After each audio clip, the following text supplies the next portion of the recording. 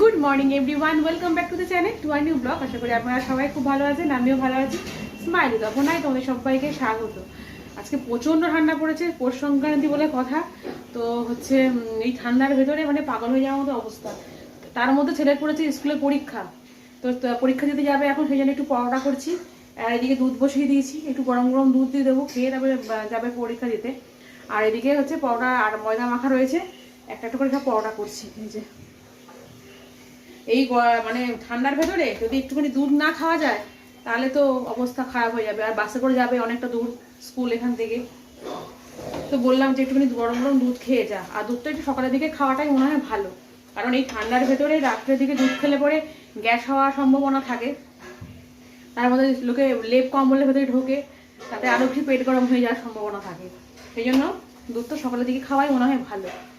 তো সেই জন্য দুধ বসিয়ে দিয়েছি, রেড কাউ, খুব ভালো দুধটা, এই দুধটা। তো সেটা বসিয়ে দিয়েছি, গরম হোক, সেটাকে টিফিনটা দিয়ে নিই, ছেলে স্কুলের জন্য বেরোবে, রেডি করে দিই, তারপর আবার ফিরে আসছি। হ্যাঁ, আজকে রেখে দে।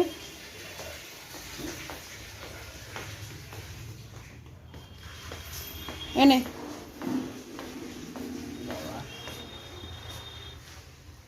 गर्मा गर्म दूध आ गया है, तो पराठा आ गया है, खा के स्कूल जाएंगे। कितने जो दूध है? ছেলেকে স্কুলে পাঠিয়ে দিলাম, যে তারপরে চলে আসলাম একটু ওপরে দেখতে যে কে কী করছে না করছে। তো মিস্ত্রি ভাইরা সব কাজ করছে, এদিকে পালিশ করছে, দেখো পালিশ হচ্ছে। আর এদিকে কিন্তু স্লাইডিংটাও লাগাতে চলে এসছে। তো সব জানলার স্লাইডিংগুলো বসছে। তো এক এক করে সব কাজ এগিয়ে যাচ্ছে। প্রচণ্ড ঠান্ডা পড়েছে, তাই এই ঠান্ডার মধ্যে আজকে খিচুড়ি রান্না করেছি। খিচুড়ি আর পাঁপড় ভাজা, আর তার সাথে একটা ডিমের পোচ করেছি, আর চাটনি। এটাই হচ্ছে আজকে আমাদের দুপুরের লাঞ্চ। ভালো হচ্ছে কিনা খিচুড়িটা? ভালো হচ্ছে খিচুড়িটা? পাঁপড়টা ভালো লাগছে? পাঁপড়টা তুই নাকি খিচুড়ি ভালো খাস?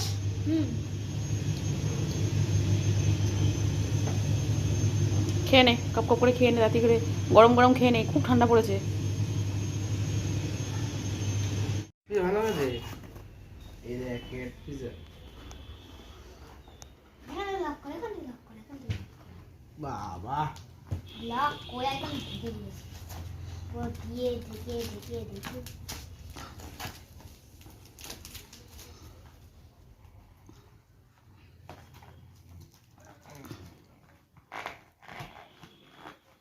বাবা যুদ্ধ করতে হবে এর সাথে, এমন বেড়েছে। তাড়াতাড়ি খোল একটু। ও না, এটা চিকেন পিজা। এ দেখি পিৎজাটা একটু দেখি। বা পিৎজা তো ভেঙে একটু করে বেঁকে বুকে নে, খা খা খা খা খা খা খা। মশলা দিয়ে দিই, খোল।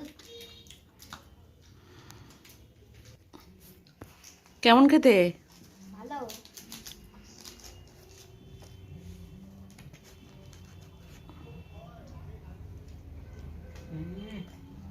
হেব্বি।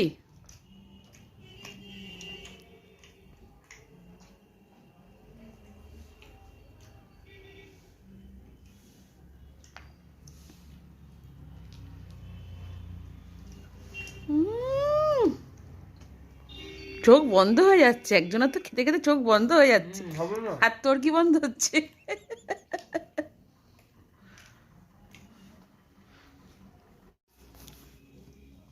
আলু পরোটা খায়, ওর বাবা ওকে আলু পরোটা এনে দেয় মাঝে মাঝে মাঝে মাঝে। এটাও শেষ, এটাও শেষ। মাছটা আরো ভালো দিয়েছে।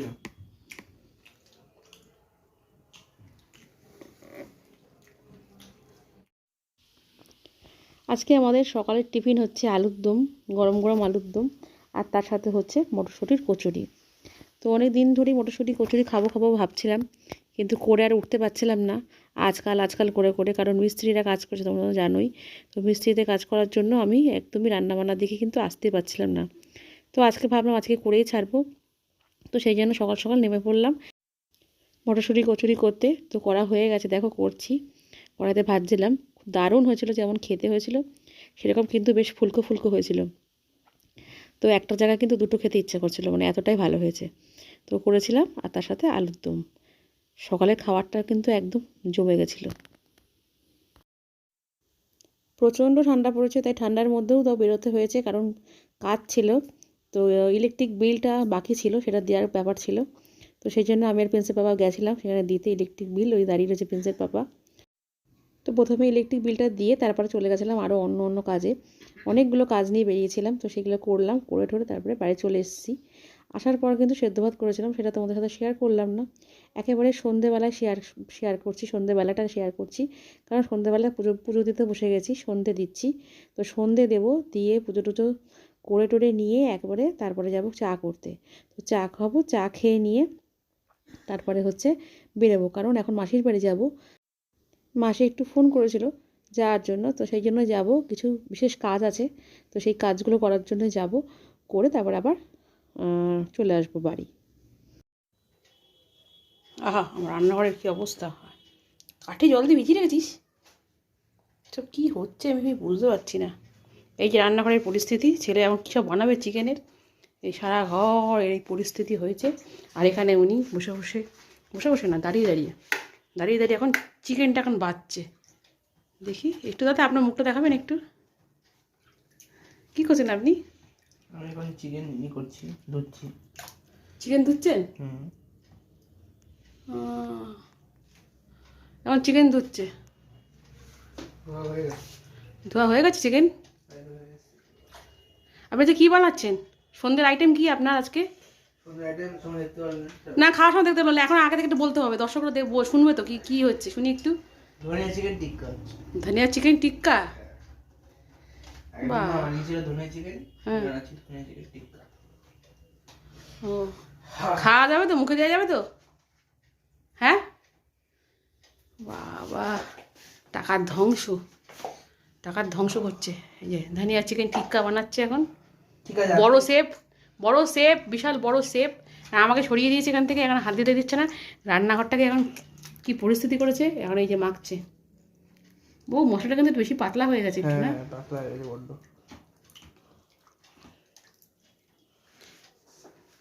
ঠিক আছে, আমি রান্না করেন, তারপর পরে আবার ফিরে আসছি।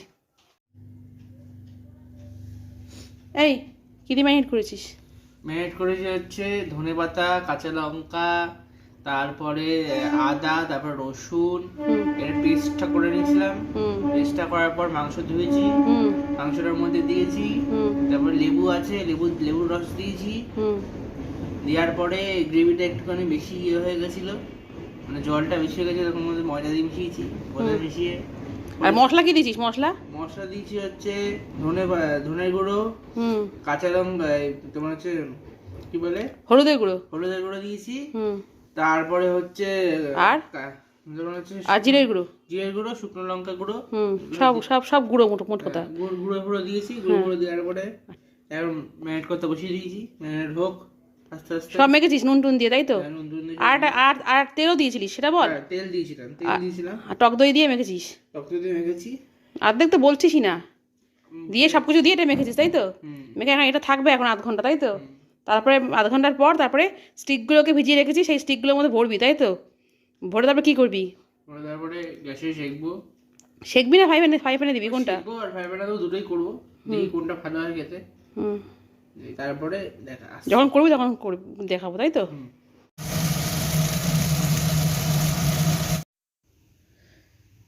লাস্ট ফিনিশিং চলছে এখন। তো রান্না হয়ে গেছে, এখন আমি একটুখানি চিজটাকে গ্রেট করে দিয়ে দিচ্ছি, ওর উপরে ছড়িয়ে দিচ্ছি, কারণ গরম আছে, ভালো লাগবে। রাতে ডিনার কমপ্লিট, তখন শুয়ে পড়বো। মশারি টাঙানো হয়ে গেছে, ঢুকে গেছি ভেতরে। আর এই যে শয়তান মশারি গুজছে, জোর করে এই রান্নাগুলো করলো। তবে খেতে কিন্তু, হ্যাঁ, খেতে কিন্তু খুব ভালো হয়েছিল, দারুণ খেয়েছি আজকে রাতের ডিনারটা আমাদের খুব ভালো হয়েছে।